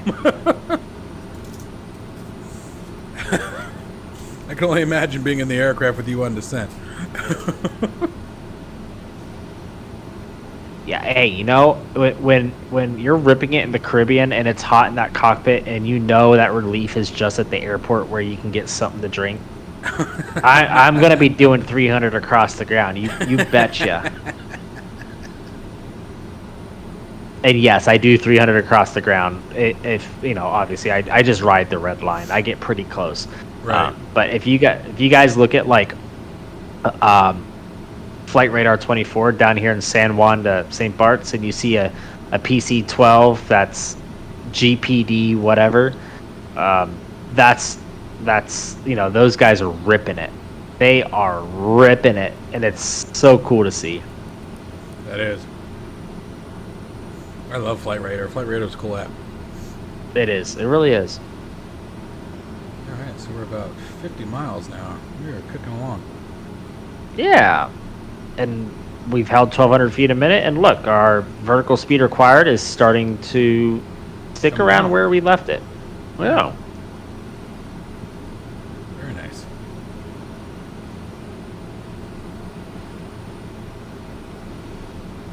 Too cool. Gosh, it's cool. It's fun. You were the first real world pilot that I've had the pleasure of learning from. So this is an incredible experience for me, and I'm sure anyone watching the video is soaking this stuff up as well, because it's a whole different ball game from reading pilots' operational handbooks and checklists and watching other YouTube videos and hoping that you get it right, versus having this hands-on experience. It really is a lot of fun. I really do appreciate you taking the time to do this for everybody. Yeah, I mean, but I'm having a lot of yeah. fun with this. It's so much fun, you know, being able to, like, I was a CFI for a year, and, like, I like it, but I don't. Like, I like teaching people airplanes because I'm obviously have a passion for airplane. I'm a nav geek. Like, when I'm walking to and from my plane, like, I'm pointing out airplanes. Oh, A320, A321, A3, you know, I'm just like, or 73, 733. Oh, look, there's an 800. Oh, there's a dash 900. Oh, look, there's a Max. Like, like, and they're like, how do you know this crap? I'm like, I have no life. But like, it's a passion that I have, and I love dealing with other people who don't rip us apart for not having stuff. But like, this is a community. Aviation is a way of life. It really is. People who like aviation, it's not like, oh, I kind of like airplanes. You either love airplanes or you don't care about them. Yeah, exactly. I will agree with that. It's one of the most passionate communities. I've made the same mistakes as anybody else. I've taken, done videos where I just take an airplane, fly it like I stole it. And man, you can tell the passion of the community, because there are people who will rip me apart. You didn't do this, you didn't do that. Oh, there's a reason why a checklist exists now. And so even on those days where I just want to get up and play and have a good time and enjoy the scenery and not really follow the procedures, man, I better be ready for it, because I'm going to get yelled at. Yep. Most of my long-term viewers have already learned when I'm being serious and when this is going to be a Maverick is flying the Cessna kind of day, Well, like I like with this, like we're here having fun talking about the plane that we both love, and obviously it's new and there's not a lot of info out there. I lied. There's a manual. There's a great piece of information out there that people can read and learn everything about this plane and tips and tricks and such. But it's easier and more entertaining to watch someone else do it, and I completely agree with that. So I absolutely love coming on here, going on Two-Tone, going and talking to all these other content creators and showing them and talking to them about this aircraft. Yeah, I can imagine that. I was watching your stream with Two-Tone earlier, and that was definitely a lot of fun to watch. Go ahead. No, yeah, with Two-Tone, it's a lot of fun. So we're getting close to 10,000, so we'll go ahead and just jump in there. So recogs, inertial step open, because inertial step takes about 20 seconds to open, guys. Do keep that in mind. So we can talk about the approach and landing and stuff here at this point. So there's 10,000. Well, at this point, we do the approach checklist. So recogs, radios, nav aids, altimeters, pressurization, inertial step, and crew and approach briefing. Damn, did I just do all that from memory? I think you did. Let's see here. Let's read it off here. Recog, radio and nav aids, altimeters, pressurization, inertial separator, crew and approach briefing. All right, so let's see here. Let's see what our information is for Tampa. Winds are 010 at 3 knots. Let me pull up the charts, determine where we're landing. I was like, I have no idea, so don't ask me. No, you're good. I don't work here. I don't work here. All right, let's see here. What do we got for Tampa? I said run winds are 010, so it looks like we're going to come in on 1 right. Elevation, you were right. Elevation is 18 feet. Look at me. And that's the TDZ. Most of Florida is at 18 feet, so. Yeah, exactly. All right, so coming in for 1 right. Got our altimeter, we got the winds. Good stuff. Okay. So now,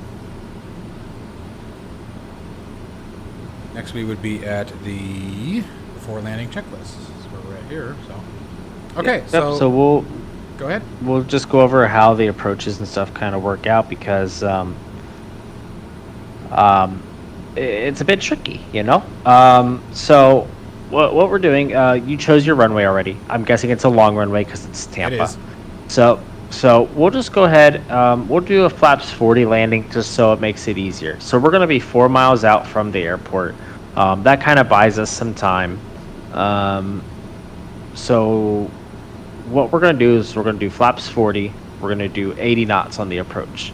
As we're doing our descent, as we're doing our descent down onto the final, as we get close to the airport, it's okay if you're a little high. That's not a big deal. You can deal with that. In this aircraft pretty easily.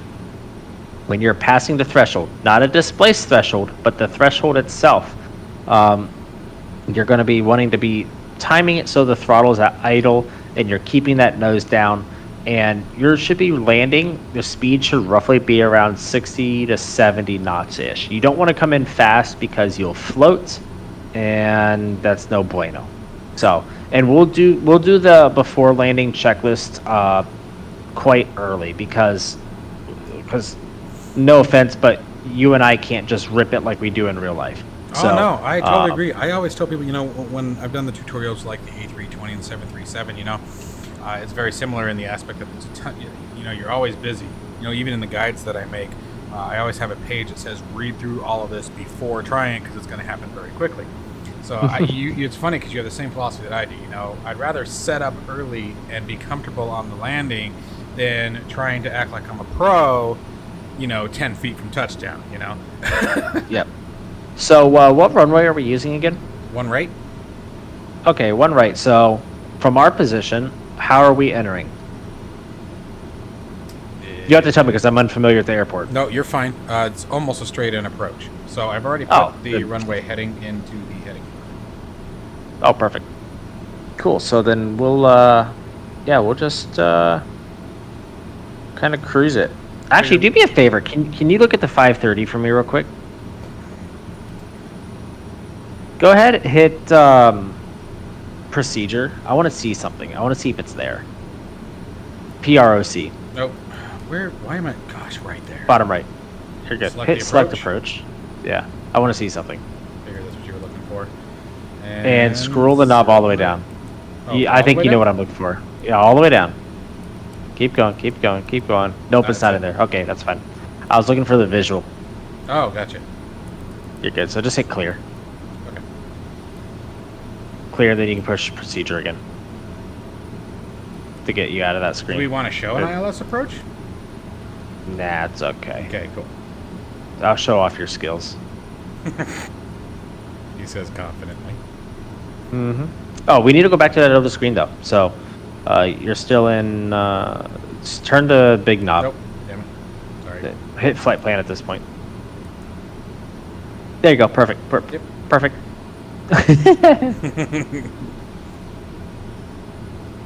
All right, so we're getting pretty close to that control zone, and we need to be at 200 knots. So, because that's this. Well, is Tampa a Bravo or Charlie? That I don't know. I believe it's a Charlie. Okay, perfect. Then yeah, 200 knots. If there's a Bravo, we can do more, but if it's a Charlie, it's got to be 200. That's fine. It gives us more time, anyways. So yeah, set about 17. That should be perfect. Okay.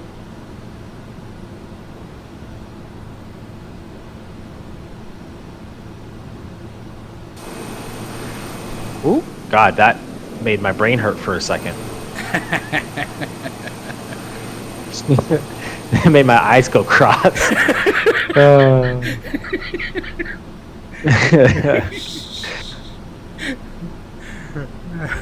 Call it payback for that takeoff. Yeah. Yeah. All right, we got this. You know what is such a slap in the face is Alex, they put these pen holders on there underneath the glare shield. Yeah, I don't have those. I freaking wish I had those. Are you kidding me? That'd make my life so much simpler. Well, heck, we're coming into a world now where it's it's going to be coming up on what the hell is a pen, Yeah. What's that airport down there? We are flying over.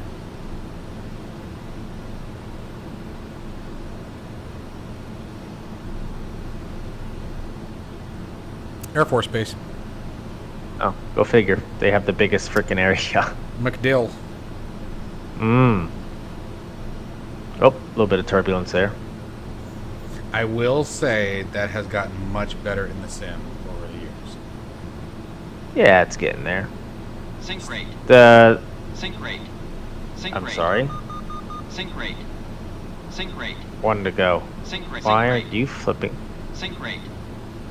Sync rate. What in the world? We Sync fixed rate. this. Did you? Sync What rate. build is this? Sync rate.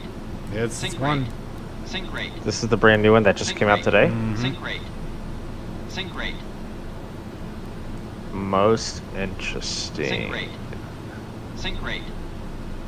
And there's our runway right out in front there, bud.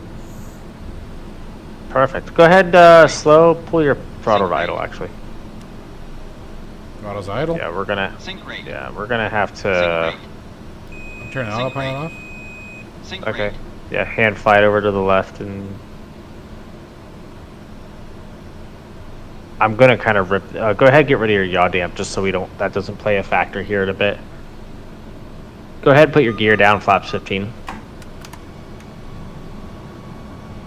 Gear down. I'm just flaps kind of coming gonna. down. rip this on you. Sorry. Nope, you're good. Do you have your yaw damp or your yaw trim bound? Negative.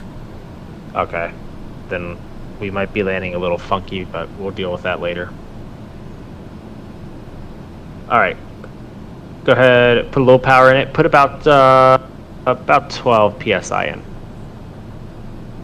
Go ahead and kill your flight director, and then we're going to go ahead and put flaps 30 in. Cool. Before landing, so it's landing gear. Gear? Check. Yeah, landing gear. Yep. Foot brakes are good pressure because you can't test them. Landing and taxi light. It's all right. That's why we do it. I don't remember the rest of it. Landing, taxi light. Before landing, flight controls, autopilot yaw damp. Yep. Yep. Nope. That's Altitude. wrong. That's Oh, okay. yeah, that's wrong. Matt realized what he did. It's autopilot yaw damp is all the way, and cabin pressurization is coming to 0 diff. So we are set to go. Yep. Perfect. So go ahead and hit flaps 40, and trim this out while you're doing it. Look at your trim real quick when you're able to. My trim wheel isn't responding. Yeah, we definitely need to put your plane, when you come slower and slower, your plane's going to point to the left, just so you know, because of that trim. Okay. So you might have to use some boot to try and get it to do what you want it. That's all right. We'll make it work. All right. Well, yep. So add a teensy bit of power, and so now just like 11. Yeah, perfect. Just I mean like the smallest little bit. Perfect. So we're just going to keep this crab in here for just a little bit till we get closer. Then we'll deal with it as we get closer to the ground. Yep. So my advice is add a little bit of up trim and enough to so that you have to keep the nose pushed down manually just a little bit, and then Then I'll show you what happens when we get close to the ground. Yep. So keep that nose pointed down a little bit less power because we're pretty high up, just a teensy bit. Perfect. Yep. Go ahead and yep, fix yourself. Perfect. Looking good. Shut up. A little bit too much nose down. There we go. All right, so we have a little bit of extra speed. So go ahead, go idle now. Yep, just keep that nose pointed there. That's good. A little bit of right rudder. Let's start straightening ourselves out now. Start pulling up. Yep, a little bit. Small. Perfect. Up, up, up, up, up, up, up. There we go. Just hold it off. Up, up, up, up, up, up, up, up, up. Look at that. Oh, bounced a little bit. That's okay. Soft. Reverse. Reverse. Throw reverse in. Whoa, baby. Oh, yep. Yep, there's that trim that we... Yeah, you were talking about that trim, so I'll bind that. Yeah. It is very, very important. But yeah, perfect. Okay. Well, not perfect, but I definitely got what you were saying. That was a really good landing. No, it was. You didn't slam it, and you didn't float it, really. Well, I appreciate that. It felt like a mess. No, it was good. And, you know, because what happened was the second you let out that rudder, because that's exactly what happened. It's when I told you put in reverse, you probably let the rudder go, right? Yeah. Yeah, so then that nose shot back over. So, yeah. Okay. Ooh, okay. That was really good. Well, thank you. All right, so I'm going to set the parking brakes. So I don't have to hold the thing. Let's do the after landing checklist here. Condition lever to ground idle. And in real life, what we do while we're doing, like as we're touching down, one of us will, the pilot flying will call for ground idle, and we'll just put it in ground idle as we're rolling down the runway. Because that spools the engine down and helps slow the plane down.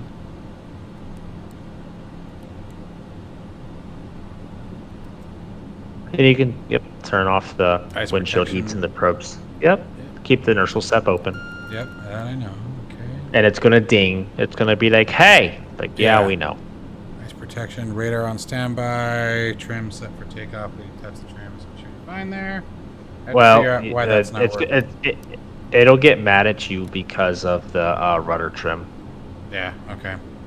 But so All right. here in the next probably 15 seconds, it's going to go ping stab trim. Gotcha. So, anyways, Okay.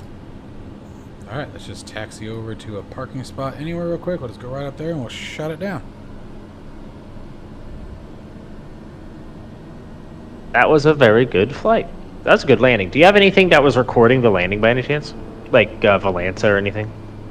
No. And if I had thought about it, I would have turned on Sky Dolly. Ah, it's all right. Next time. What That were you was really looking good for? though.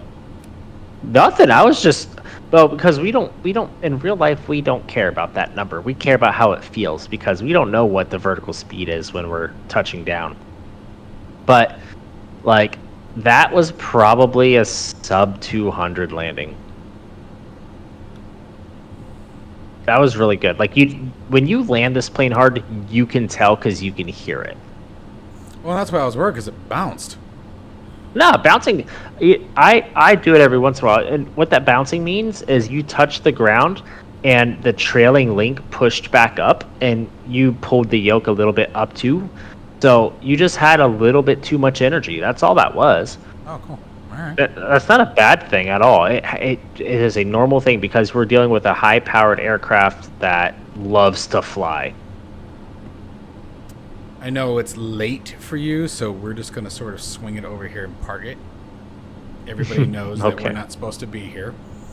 But yeah, it's parking that we want is on the other side of the airport. I just realized that, so we won't do that. Let's see, how much fuel did we land with? 852 pounds. That's we did pretty good. Yeah. And we used 450 pounds. So. All right. So shutdown. We have, and this is sort of one of those ones where if I miss anything, by all means shout out, but I think I can walk through this. But let's see here. So we have ECS goes to the off position. Taxi light. Off. Transponder is already set for VFR. Slack, VFR. Let's see here. Where was I? Cooling and heating off, avionics off, generators off. You said it, but you didn't do it. No, I haven't done it yet. No, I haven't done it. Okay, I'm reading the checklist and then moving upstairs. Right. Good. Just want to make sure. I'm like, wait a minute. No, cooling and heating off, avionics off. Warning, avionics bus. And Gen, do we do the reverse? Gen 2, then Gen 1? You do. All right, so there's Warning, Gen 2, there's Gen 1. warning, essential We do the bus. same thing with the avionics. Is there a reason? I don't think so. I think it's just something to keep us like it like makes it easier to memorize. Avionics 2-1, generators 2-1. It just kind of makes it easier for us to memorize. That does. All right, and then condition lever to cutoff. So. Yep. If it's stable, then absolutely. Yep. There we go. Condition lever and cutoff. Beacon off. EPS off. So let's see here. Where's my beacon light? Beacon light off. I hate that it is doing that. I'm gonna have to figure out why that is. It's got to be a camera that I put up on accident, but all right. EPS goes to the off position. Control wheel lock. Here we go. And again, all right, pick that up. Drop that in there, just like so. Let's put the tablet away, and let's see here. Battery switch off if we are less than 10% on the NG. That's a thing. Says so. Oxygen, that's going to be off. And I'm assuming that means passenger oxygen as well. Yep, because this, in theory, this would be last flight of the day, and you turn the oxygen off. All right. Now, on the very last part of this checklist says anti-ice check. Okay, so you do that during flight. Okay. All right. So, yeah, it's because if you fly somewhere where you don't get a lot of ice, Caribbean, but you Yeah. still can't. So I've gotten the most amount of ice I've ever gotten was down here in the Caribbean before. Flying through like a cumulus cloud, and it just instantly caked. Yeah, so the airlines and stuff like that, you get to flex them, make sure push your ice mode still works, all that fun jazz. Very, very cool. Exercise the boots because it's rubber and they need to flex. Right. Gotcha. All right. Well, my friends, that completes our full flight tutorial with a real-world PC-12 pilot. Captain, I cannot thank you enough for your time. I know it is late, you guys. I am in Arizona. This is now 7 o'clock at night. He is 4 hours ahead of us, and he has to fly tomorrow. So, Captain, again, thank you so much for your time and dedication to all of us, and I hope that this helps you as the viewers get a better understanding of how to fly this aircraft. I'm actually kind of glad that we had a couple of mistakes on my part. That way you guys got to see it. Remember, on that landing, as he suggested, bind your rudder trim. You want right rudder to be prepared for that landing. And make sure that your elevator electronic trims are bound as well and working, because I think that would have made a big difference. Unfortunately, I don't think my elevator trim was working now that I'm looking at it. So anyways, I really do love it. I love that, people have commented before. I always leave my mistakes in the videos. So, and that's why. So anyway, thank you so much for your time, sir. I really appreciate it. It was a pleasure having you on board, and get yourself some sleep and have a good night, sir. Definitely will. Thank you guys again. And I know it wasn't said, but a good spot for that rudder trim on landing is just like a hair left of the green. That's where I usually put it, literally in real life, unless wind says otherwise. Usually I point the nose between that white mark and the green. There you guys go. On the left side. So anyways, thank you guys again. It was a pleasure. I'll be reading the comments. If you guys have any questions for me, SWS Discord is a wonderful place. You got me and another actual real life PC-12 pilot in there. And we love answering questions as long as you attempted to read the manual first. But we'll be here. And I really do look forward to the next video, and I'm sure we'll be doing more. Absolutely, we definitely will. All right, sir, take care. And to everyone else, stay safe and healthy as always. I'll see you in the next one.